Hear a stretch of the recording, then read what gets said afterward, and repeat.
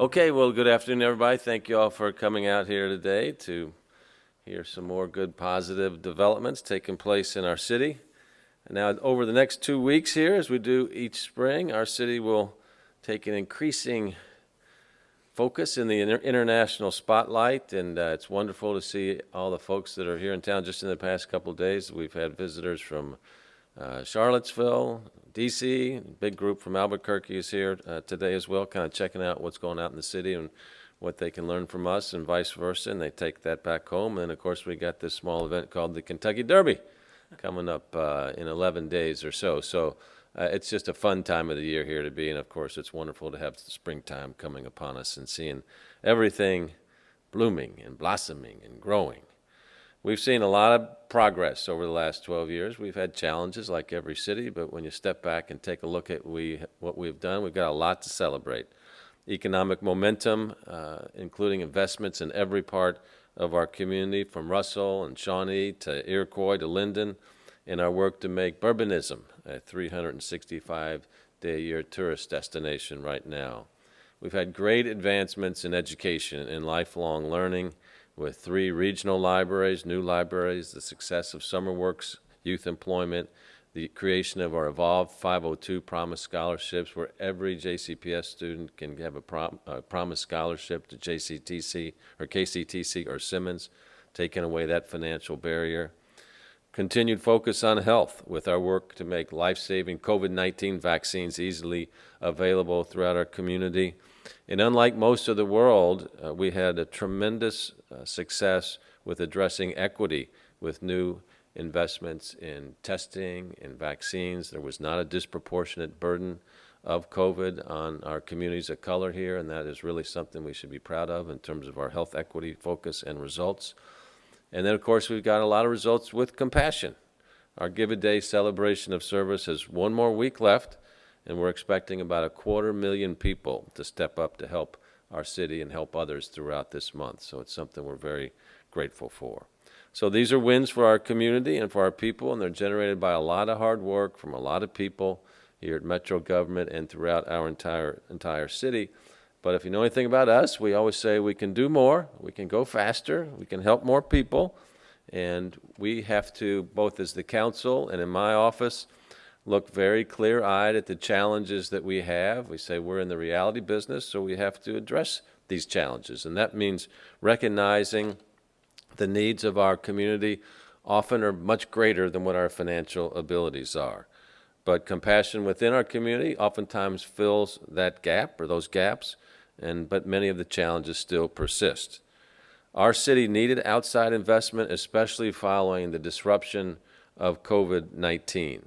So I'm very grateful when the federal government said, hey, we're going to step in and help all of the citizens of America. I want to thank President Biden and Congress for understanding that cities, local communities were deeply at risk because the pandemic was so painful and because local communities have been in need of federal investment since at least the Great Recession. Our Congressman John Yarmuth also played a major role in this as chair of the Budget Committee in Congress. So out of the efforts of D.C. came the American Rescue Plan, and it literally has been a true lifesaver for us. Today, as our city ramps up its annual celebration of everything we've achieved, we're going to announce right now the next round of our $388 million allotment in American Rescue Plan funding that will help us achieve even more. Last year, working with the council and with input from our community, we prioritized our spending in focused areas.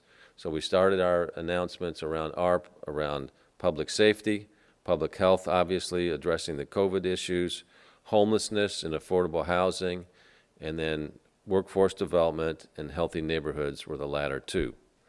Last year, we invested in public safety, affordable housing, our pandemic response, and more. Today, we're taking steps to further invest in the health of our city. These are investments that will benefit every part of the community, but especially those most in need of support. And so they include $7.5 million for childcare and early learning projects that will expand access, improve quality, and mitigate COVID-19 development delays. There you go. Let's hear it for childcare. I take care of business with our kids. More improvements for our fantastic library system, including an $8 million expansion of our historic main library, an expansion of the Portland Library, and the establishment of new libraries in Fern Creek and Parkland.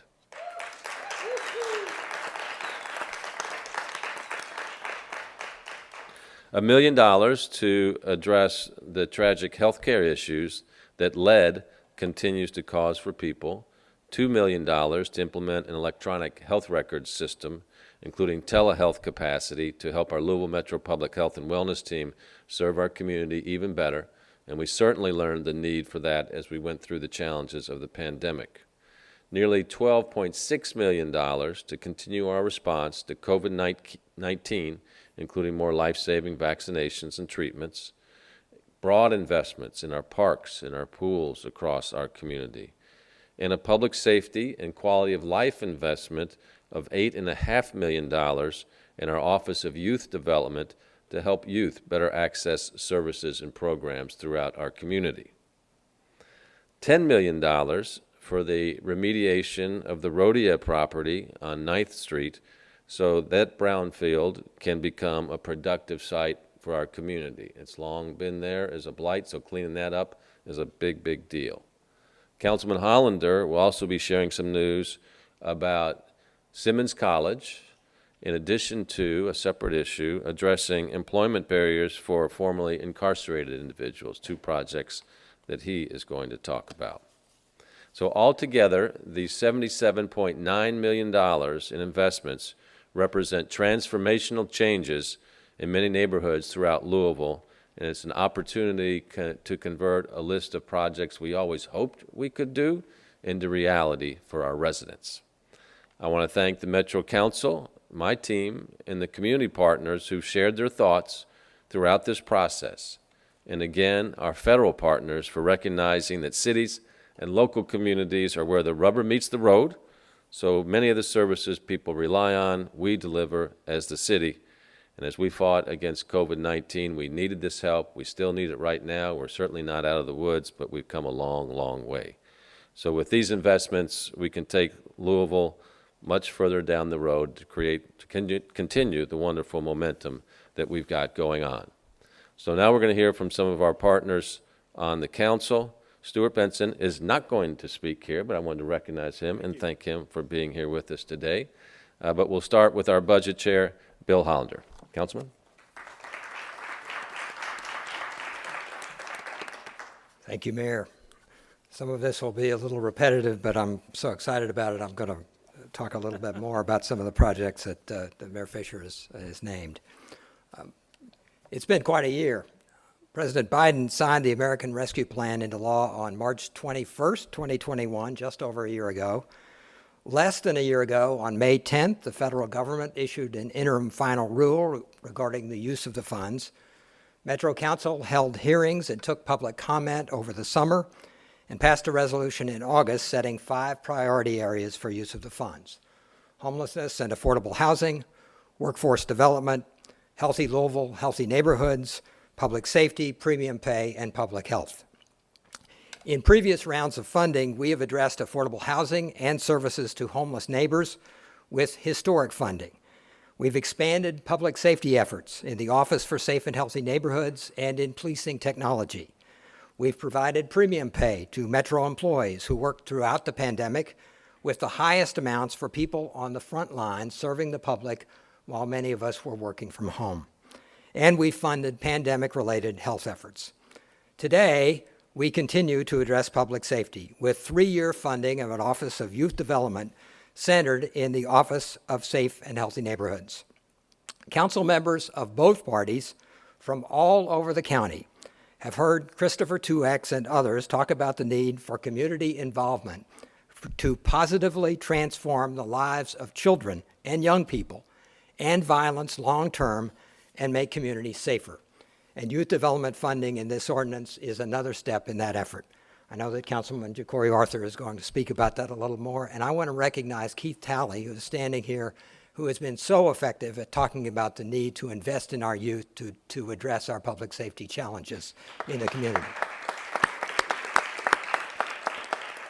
The ordinance that we are filing includes nearly $9 million in parks improvements, from Iroquois to Berrytown, including $5 million to add to already approved funding for the Algonquin and Norton pools. Councilman Purvis could not be here today, but she asked me to note, I'm excited to see that District 5 will be a recipient of ARP funds to enhance and upgrade both Chickasaw and Elliott parks. These parks are staples in the community where family and friends have shared a bond.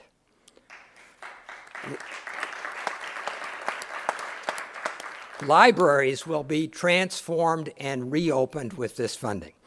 The $800,000 for the Portland Library adds to $2 million in funding in last year's budget, as well as a library grant and funding from the Library Foundation. And I want to recognize representatives of the Library Foundation here.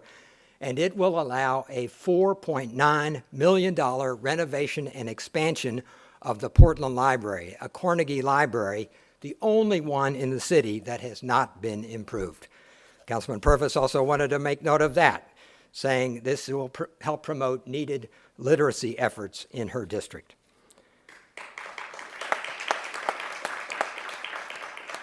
$800,000, which is added to the $500,000 in last year's budget, will finally reopen the Parkland Library. And there are many advocates for that across the community, including Councilman Arthur, who may want to have a few words about that as well. $5 million will help us reopen a library in Fern Creek, which none of us wanted to close when we faced a very difficult budget 3 years ago. $5 million adds to the amount already appropriated to move that project along and reopen a library in Fern Creek. While we've built state-of-the-art regional libraries in Southwest, South Central, and Northeast Louisville in the last 10 years and during Mayor Fisher's term, we have not invested in the same way in the main library, which is really the regional library for the rest of the county.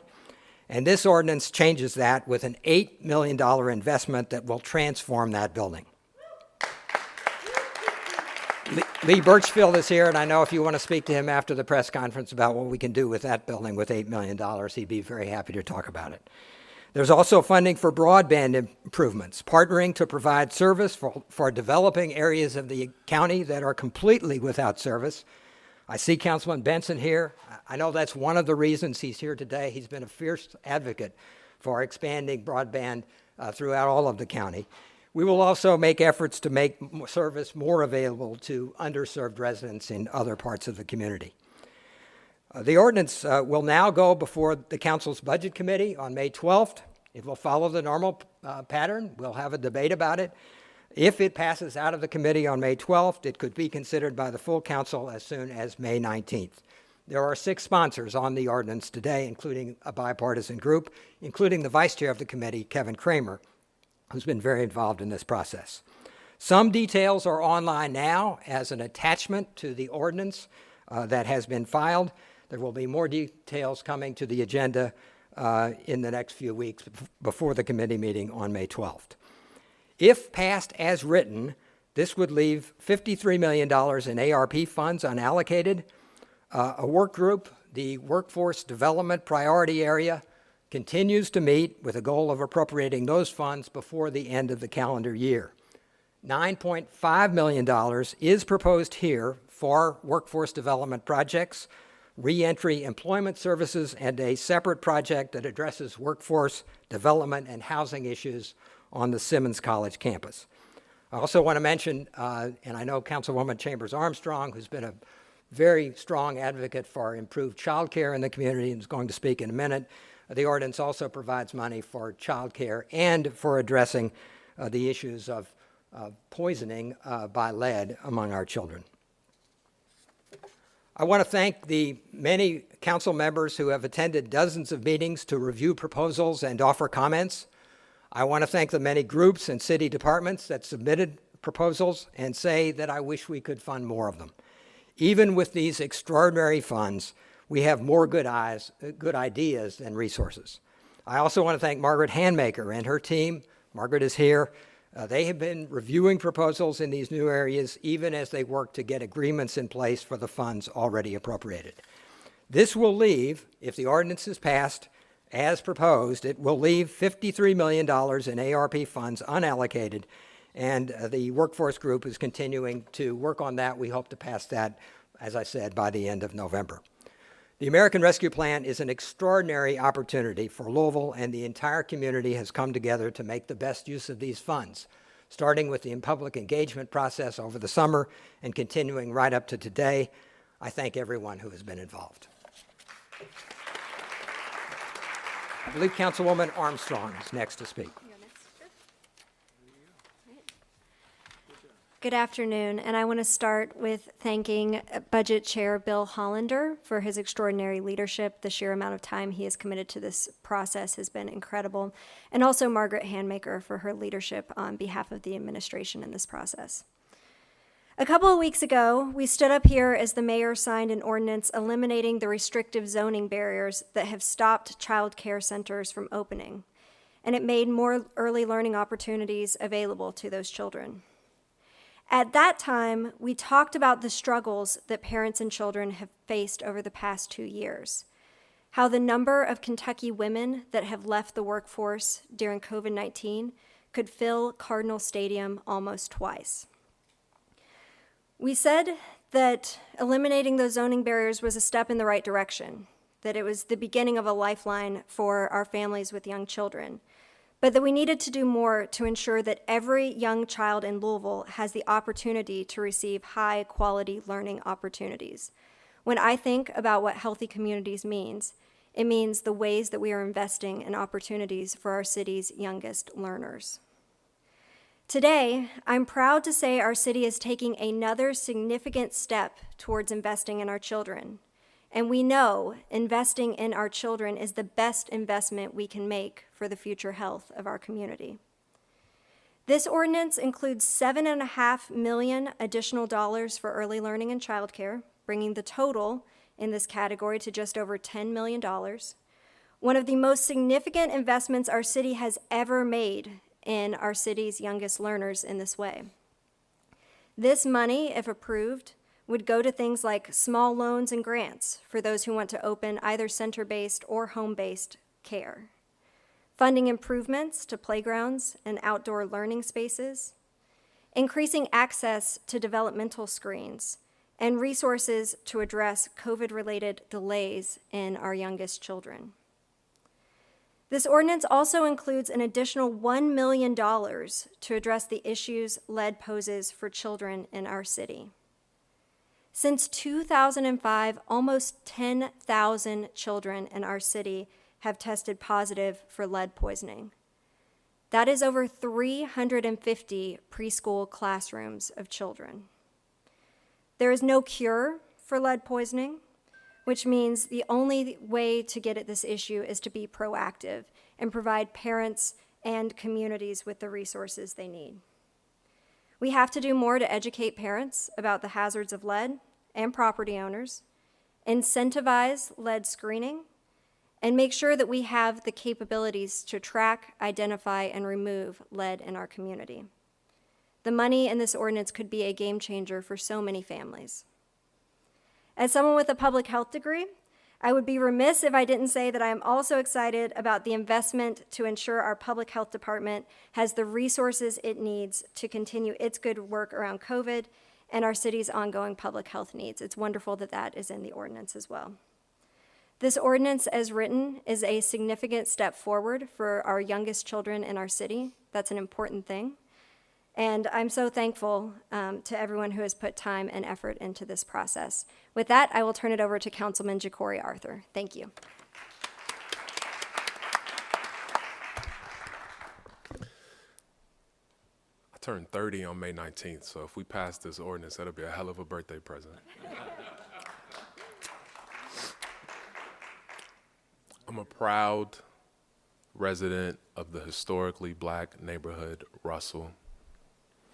And over the past few years, driving up and down West Jefferson Street, I've seen the Beecher Terrace apartments and their construction progress. And at the same time, I've seen our community center regress. A community center that has served generations of kids and families in the Russell neighborhood. A community center that sits in Baxter Square, the very first public park. And I'm proud that this ordinance changes that. Not only renovating the community center itself, but also creating a new park at 13th and Muhammad Ali Boulevard that the Russell residents will get to name.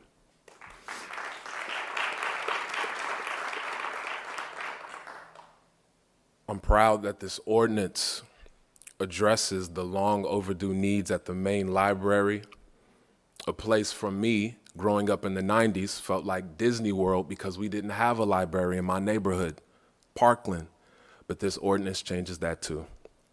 Bringing those services back to the neighborhood, essential services addressing literacy needs, addressing programmatic needs with our arts and culture institutions, having a place to come right in the middle of our historic neighborhood is so important.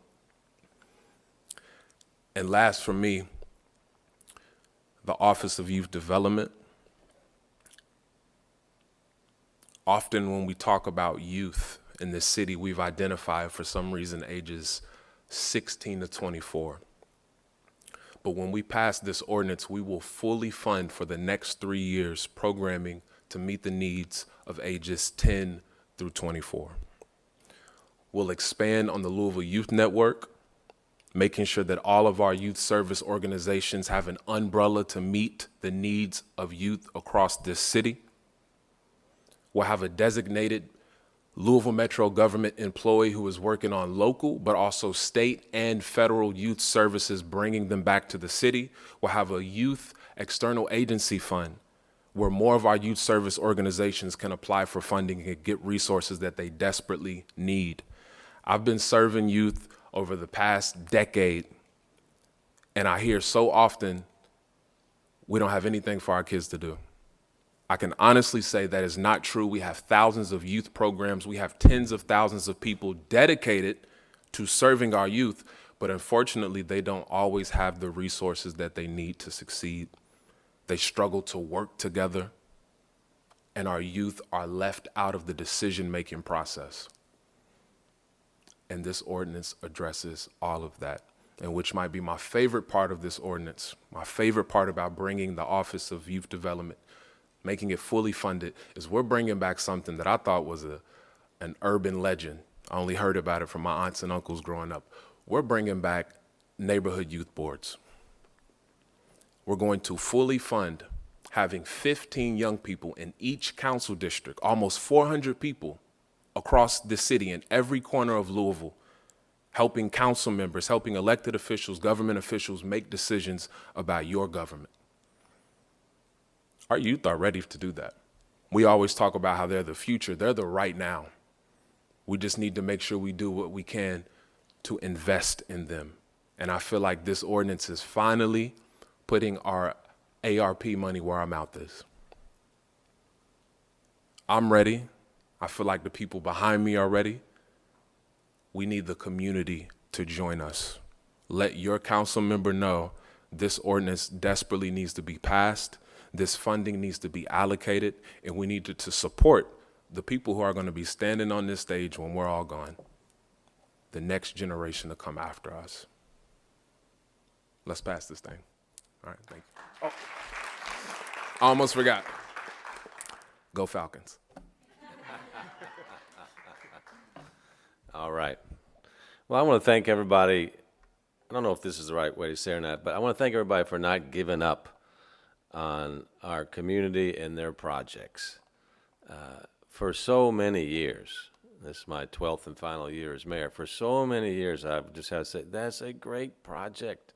Let's keep working on it. Someday, we'll have the opportunity to fund the project.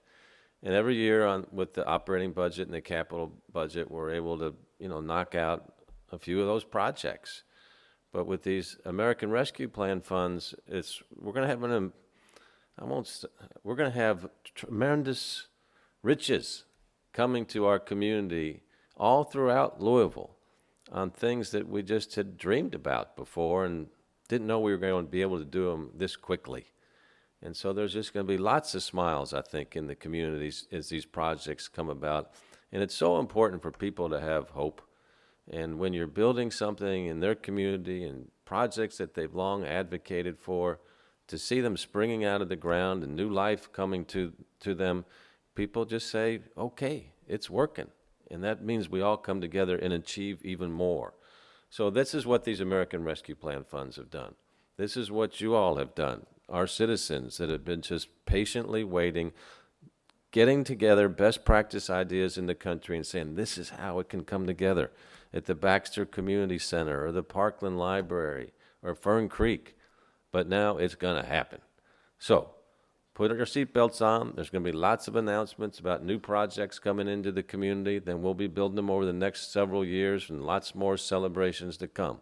But it's been happening because of a lot of hard work from a lot of people in this room and throughout our community. I, too, want to thank Margaret Handmaker, who came out of retirement once again to be the super citizen that she is, to help lead this American Rescue Plan project initiative that we have. It's a huge project, almost $400 million, all kind of reporting requirements, eligibility requirements. It took someone of Margaret's singular skill and experience to help get this done. So Margaret Handmaker, thank you so much. In our hardworking Office of Management and Budget that Monica Harmon leaves, not only are they figuring out all of the American Rescue Plan, but we're going to be announcing FY23's budget on Thursday.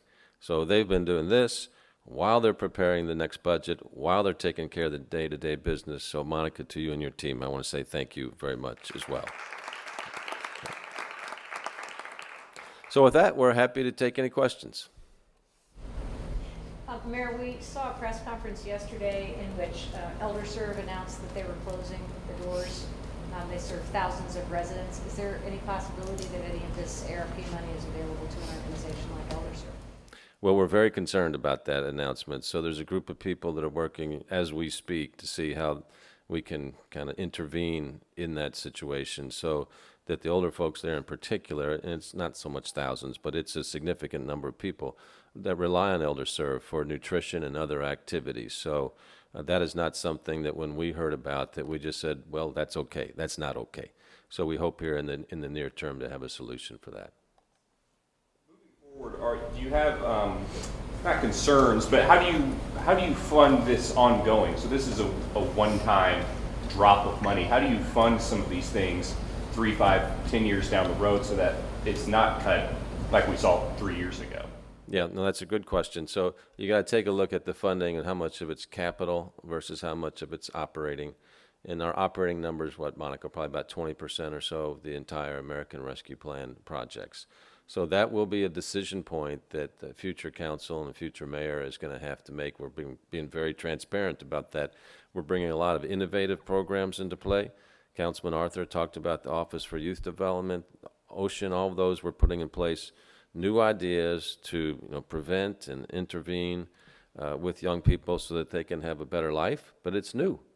So the question is going to be is what kind of results can we get with that? What's the return on investment look like? And we're going to have to take a look at that in probably 3 years or so in the budget at that point in time and say, okay, what's going to continue? What's going to stop? Where are the revenues at that point in time for the city? What are pension obligations? How are foundations helping us out? Are we growing our economy fast enough so that business revenues coming into taxes, et cetera? So that is a real-time issue. But what we were not going to do is not invest this money wisely today to see how we can improve the city. But your question is right on point. I know more specifics might come out later, but can you talk maybe a bit more about that 9th Street property, what could go in there at that rodeo site? And then also at the Simmons College, are there more specifics available on what Simmons College? Yeah, I'll take the rodeo site and give the Simmons question to our budget chair. Rodeo, of course, has been sitting there for a long time waiting for development, but we can't do that before it's remediated. It's going to cost, I think it's $10.5 million to remediate that property. So that's a significant chunk of change. So it took something like the rescue plan to give us the foundation to do that before we had a project to put there. Now, we all know, too, it's a chicken and the egg kind of thing. It's you want to get it done so that now the property is ready for a development to come along. So we're optimistic that it can be put to good use for the city. So the Simmons project is estimated to be $14 million. This is a matching grant project. It calls for some workforce development, sort of training at about $1 million in the project. $860,000, I think, is the project request. There would also be a building constructed there to provide housing on the Simmons campus. And again, this is a matching program, so this would require private funds to match this appropriation.